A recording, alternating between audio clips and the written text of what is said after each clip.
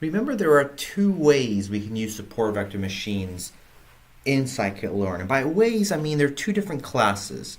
Yes, there's a classification ones and there's a regression ones, but even between those, let's say we're dealing with classification, there are two classes that does the support, that runs the support vector machine algorithm. There is the linear SVC and just the SVC. So with an SVM, so let's say from scikit-learn, import the SVM module. I'll just run that. It helps that I spell import correctly. There we go. There's SVM linear SVC, and there's just SVC. And the difference is the linear SVC doesn't have the capability to use a kernel. It's going to solve the original formulated problem, the primal, and it's going to solve it in order NP time complexity, where P is the number of features, N is the number of observations. However, the SVC class, that one's going to solve the Lagrangian dual formalization, which will allow you to do a kernel trick. But the time complexity behind that one's going to be n squared or even up to n cubed with respect to the number of observations. And we saw before, it's going to be really slow when we have a very large data set. So let's talk about something we could go ahead and do. We can just simply use the linear SVC. Use the linear kernel, solve the Lagrangian, don't solve the Lagrangian dual, solve the primal form of the problem, and have that faster time complexity. However, what if our model needs that transformation? Needs to be projected to a higher dimensional space where it can do better.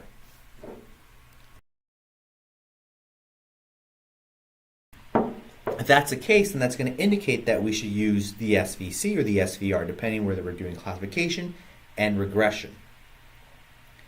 But what if I told you there's a way where I can get the best of both worlds? A way in which I can approximate projecting to a higher dimensional space and solve the problem in a better time complexity, order n, just like the time complexity when I use the linear SVC or the SVR, depending whether I'm doing classification or regression. And there is a way to do it. It's called kernel approximations. In other words, what if we have a step in our workflow that's going to approximate the projection, the complete projection to the higher dimensional space? Remember when we talked about the radial basis function? And well, in general in kernels, when we talk about kernels, the nice thing about kernels is that we don't have to explicitly transform our features. We can keep the original features, and then in solving the problem, in solving the hyperplane, we end up realizing that what we really care about is the dot product of our vectors. And I can apply a kernel function just with the dot product, and that's going to achieve the same result if I explicitly transformed my data set and then perform the dot product. And one of the things that we saw with the RBF kernel, the radial basis function kernel, is that using that kernel is equivalent to if we had projected our original features to an infinite dimensional space. Of course, we can't expand our features for infinite number of space. We can't take, let's say, our 8 features and expand it to an infinite number. We can't even expand it to 1,000,000. That's going to be intractable to solve. However, going back to what I set up earlier, is what if we have a way to approximate that infinite projection, that projection to an infinite dimensional space? Then we can go ahead and use the linear SVM, whether it's classification or regression. So we're going to talk about that here. Let's talk about kernel approximations.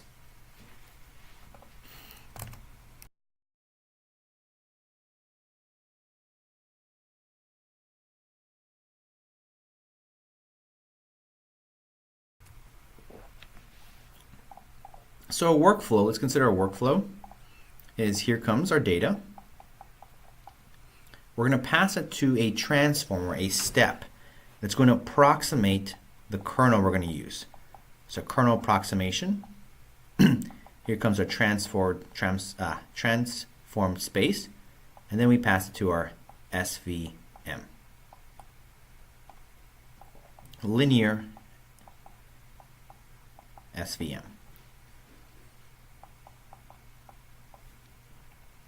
And this is going to be equivalent to using the kernelized SVM. We're trying to approximate this. Okay, so let's talk about that. Start sketching it up. Okay. So what I'm going to do here in this block of code is just import everything I need. And let's see, I'm going to say from temp file import make dtemp. What I want to do, I want to take advantage of caching my transformers to quicken the tuning process. No need to retrain any transformers that I've trained before. Let's import NumPy. I'm going to use it to create my spaces for my hyperparameter tuning. Alright, so let's go ahead and import my data sets. Let's do the California housing data set. Okay, what else we need? Okay, we need pipelines, right? We want to construct a pipeline, take advantage of encapsulating this entire process as a single object. Okay. Alright, so let's do let's import from model selection. Let's import our train test split. I think I already did that above, so I don't need to do that. Let's import the randomized search CV, and let's go and import grid search CV if we want to use that instead.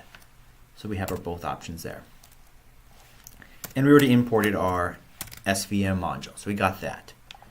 Okay, so let's go and run this. So I have, there you go, imported what I needed. So let's start building our model. Okay, so I did the train test split above, so I know I don't need to do that. And let's build a pipeline. So the first step of our pipeline is going to be the kernel approximator. So I'm going to just call that a kernel approx.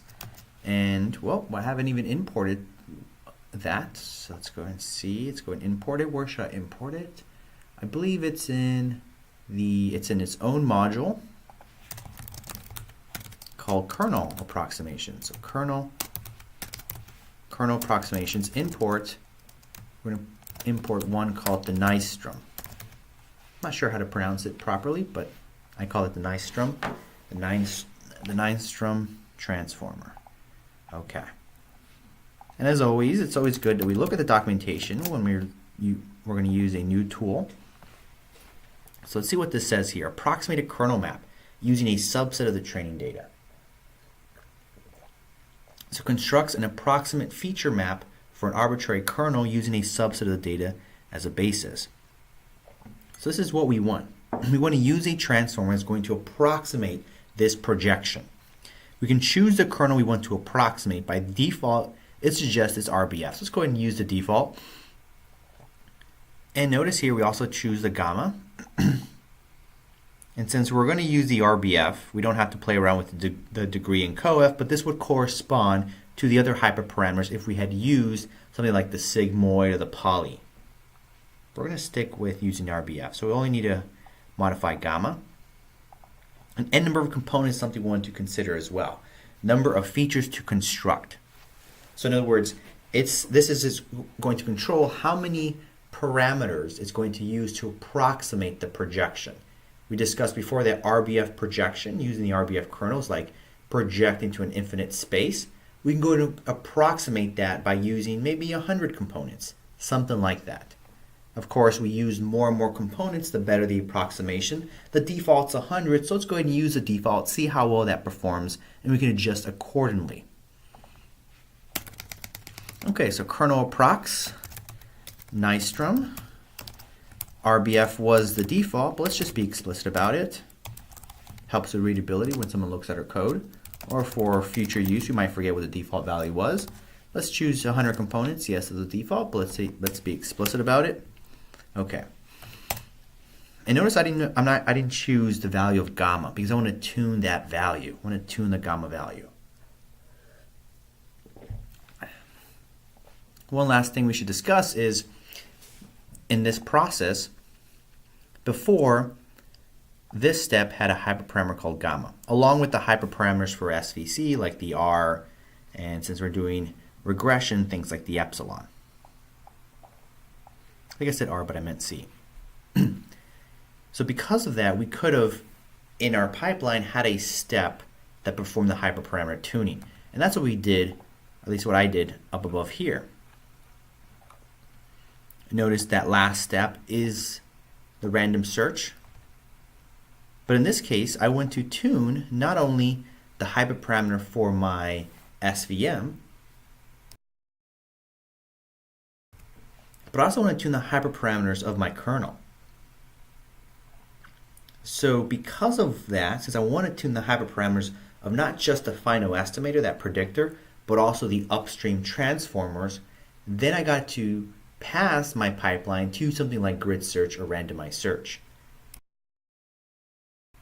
That's going to give me the flexibility to tune all the hyperparameters of all the steps in my workflow. So I'm going to make use of caching transformers. That's why I imported these utilities up above here. So that might make sense now once we're getting to more of the details. Okay, and let's also import the regressor, not import the regressor, construct that object there. And did I, let's see, SVM dot linear SVR. Remember, we're doing regression in this case. Okay, and make sure I do that. Okay, so let's construct my pipeline. Well, before my pipeline, let's create that cache directory. So run the make temp d function.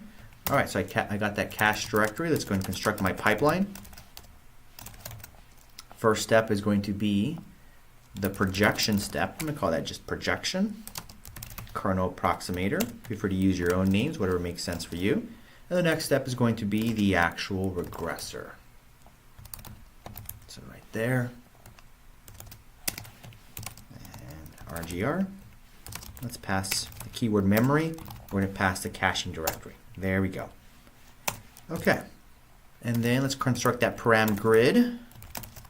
And since we're doing the tuning on the pipeline, we got to preface all the hyperparameters by the name of the step, dunder, and then the name of the hyperparameter. So I want to tune gamma. Let's go ahead and tune a log space. A log space from -2 to 2. And let's say 100, right? We're doing randomized search, so I'm not going to be too worried about how fine that mesh is. So it's going to search from a gamma value of 10 to the -2 to 10 to the 2 power. And let's tune also from the regressor that C value. There's also that epsilon hyperparameter I can tune, but I'm not too worried about that right now. I can always tune that later, incorporate that. This is just for demonstration purposes. Okay. So param grid, okay. And I can construct my random search object, so randomized search, pass the pipeline model, pass the param grid, choose the number of folds. Let's do a 5 folds cross validation. Let's run 2 jobs in parallel. I shouldn't kill our memory. And let's just stick to 50 iterations, just like we had before. And it'd be nice to get a printout of what's going on every so often. So we're going to set verbose equal to 1. All right, so we set the verbosity level. Let's also set the random state, right? We want to make sure that our results are reproducible as much as possible. And I believe, let's look at the documentation for the Nystrom. I believe there is, yes, a random state. So there is some randomness involved in constructing this approximate kernel. So we want to make sure we're able to control the reproducibility of our results. So let's set the random state.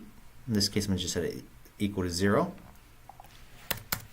Okay, so now we've done that. Let's go ahead and fit.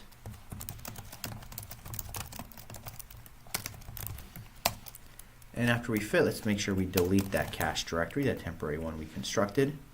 And hopefully it's going to be run a lot faster. We anticipate it's going to run faster, but let's see if we actually see that boost in runtime.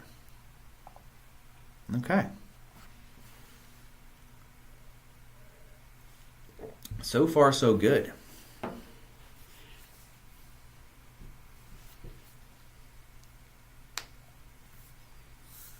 It is taking a while. I do have to admit that. Let's see how long it's going to take to run its first set of candidates.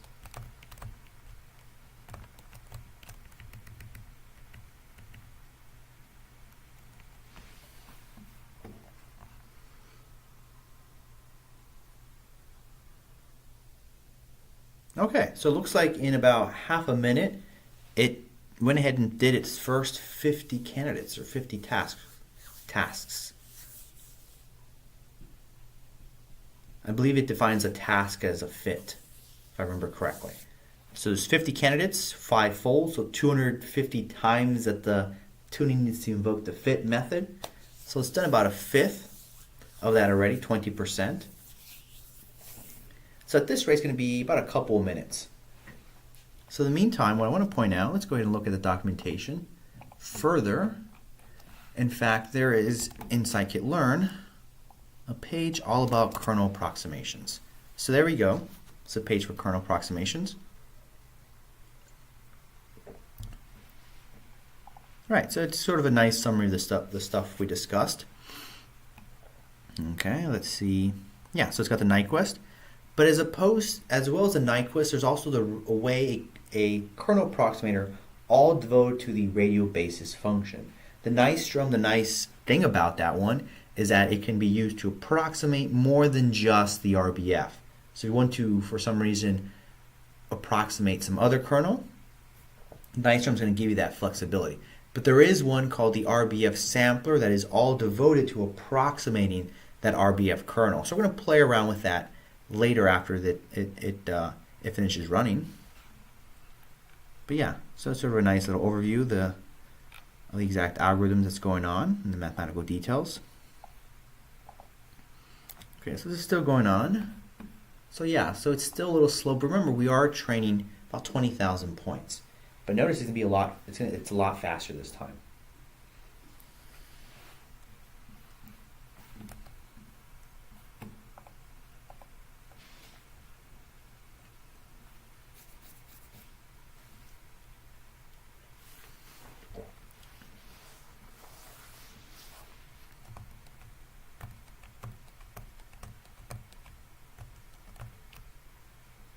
Okay, so it did another. So complete about 200 tasks.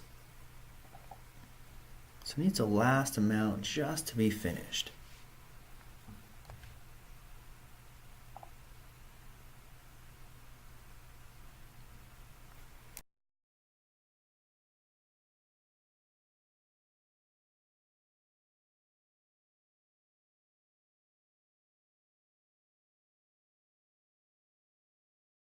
Okay, let's go back here to further talk about some of the things. Let's go into the RBF. We're going to use the RBF next. RBF sampler, just try it out. Yeah, so approximate the feature map for the RBF kernel. So of course we get to specify gamma, specify the number of components we're going to use.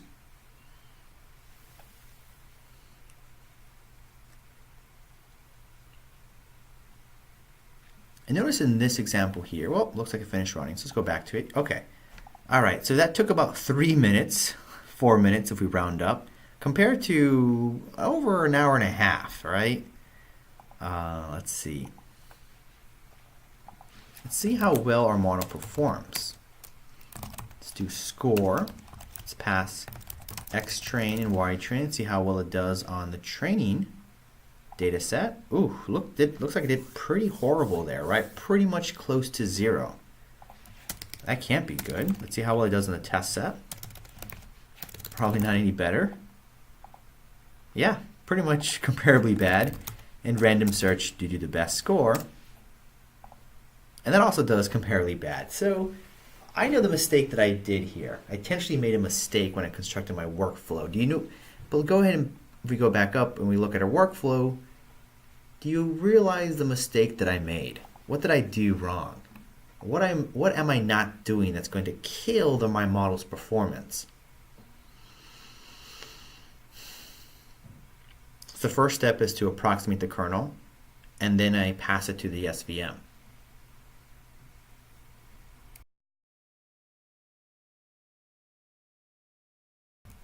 Do we need to scale our data when we're using the SVM? Yeah, we need to scale our data when we're using SVM. Anytime our model is using distances, then we should probably scale our data. So I intentionally left out that step in this preliminary example just to further further reinforce the point that we need to scale our data when we're using SVM.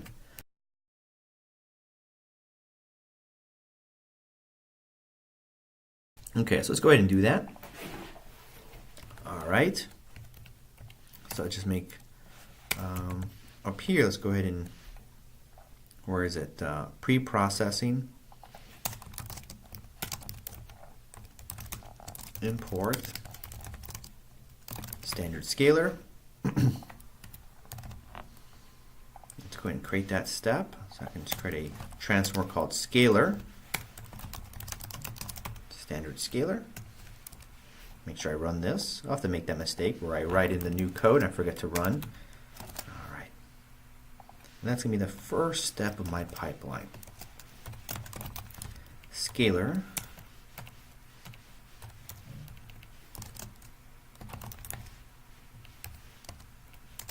Let's just break this down in multiple lines. It'll be easier to read. Okay, so this is my 3-step. Scale, project, regressor. Okay, so let's see how long that takes.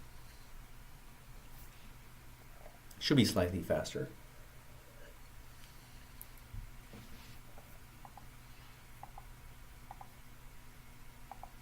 So I'm going to kill this and just reduce the number of iterations so it can run faster.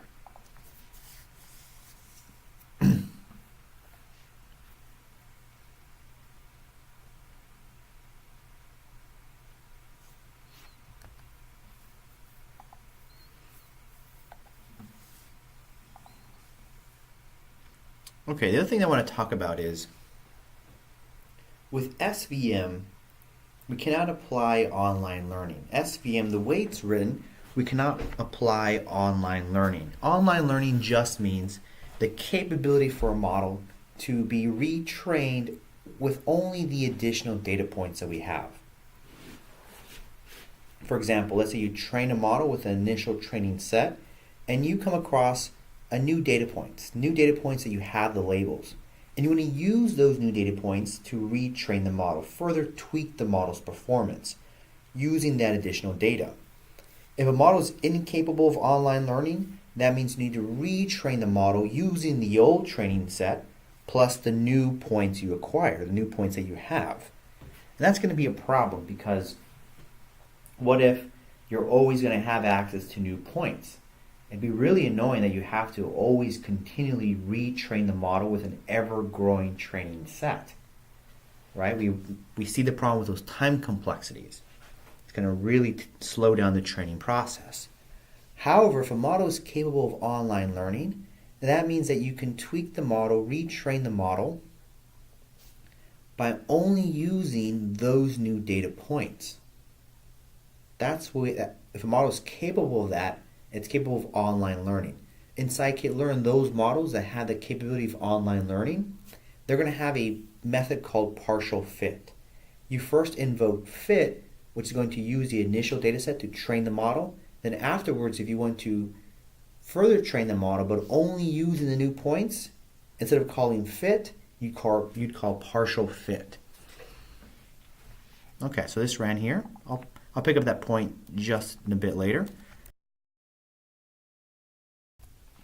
Let's see how it performs. Let's go ahead and see the best score. So the best score was about 0.72, so that's pretty good, right? If we saw above, the best score was 0.78. So not as great when we had the full kernel. When we use the kernel via the kernel trick, but we did run it in 2 minutes. So you can argue that that's a good plus there. Let's see. Let's do the score method. On X train and Y train.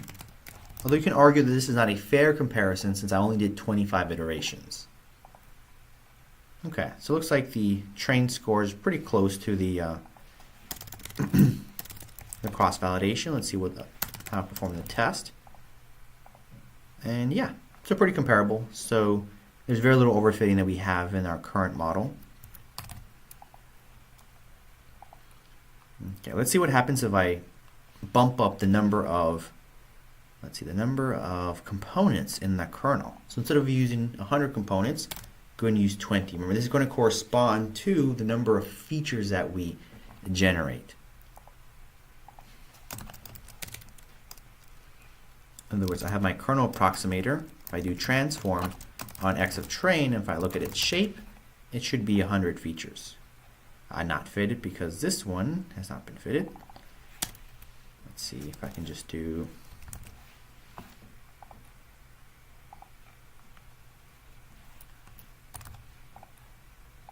looks like I changed the cell type here, code. Okay, there we go.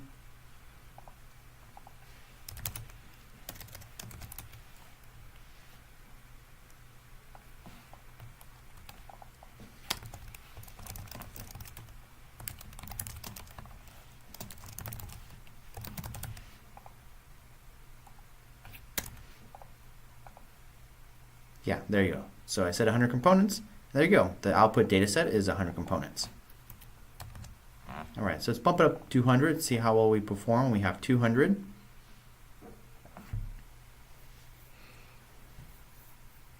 Since we're in double the number of features, we should expect that the training time is perhaps going to double. If I remember the time complexities of the linear SVM, it's order n of p, where p is the number of features. So we go from 100 to 200, and then, so that should double the training time. Now going back to what I said before about online learning, and the reason why I'm bringing this up here is because sometimes you may want to use SVM for online learning. But at the moment, the way I discussed is, wait a minute, SVM isn't capable of online learning. However, in scikit-learn, there's a class called SGCD regressor or SGCD classifier, where SGD stands for stochastic gradient descent. If your algorithm is going to use an algorithm like stochastic gradient descent to solve for model parameters, then that model is capable of online learning. You only need those additional data points to tweak the model's parameters.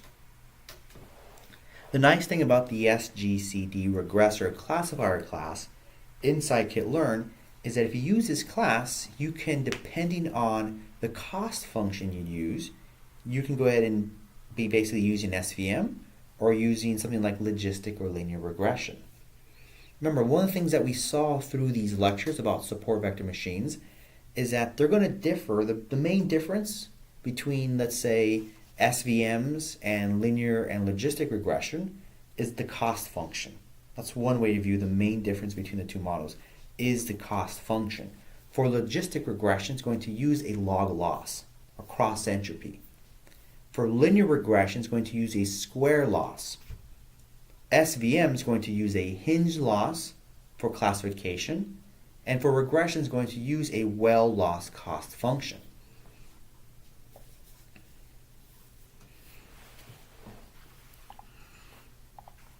So I'm going to go here and look at, I can say SD, let's say a classifier.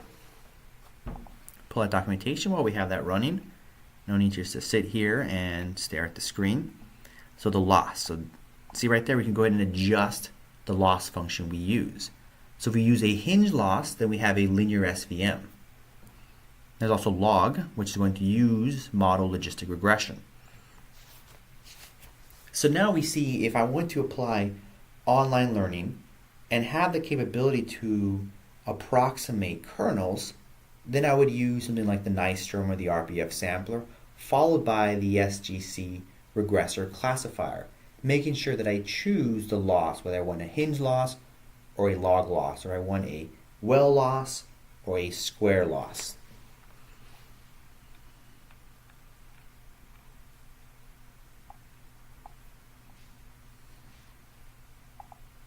Okay, so this is still taking a while.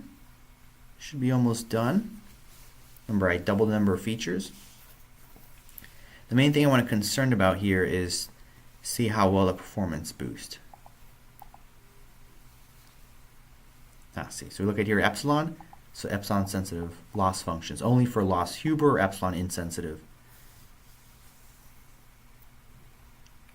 Yeah, so basically I want to point out here is that this class here is going to allow you to do online learning. If you look at the hyperparameters, you can go ahead and, depending on the hyperparameters you choose, you can go ahead and have basically doing a logistic regression or SVM, or linear regression or SVM regression. In fact, since these are hyperparameters, guess what? You can have a grid search or a randomized search that is looking for which is a good loss function to use for your problem. Okay, it looks like this finished running. All right, it took about 3.5 minutes. Let's see, random search, see what the best score is. Yeah, looks like it did better, which makes sense because I have more components to model to estimate the projection. And of course, this is sort of, we see once again a trade-off. This idea of trade-offs when working with machine learning. We can always keep on increasing the number of components we use, but that's going to slow down training. That's going to slow down the hyperparameter tuning.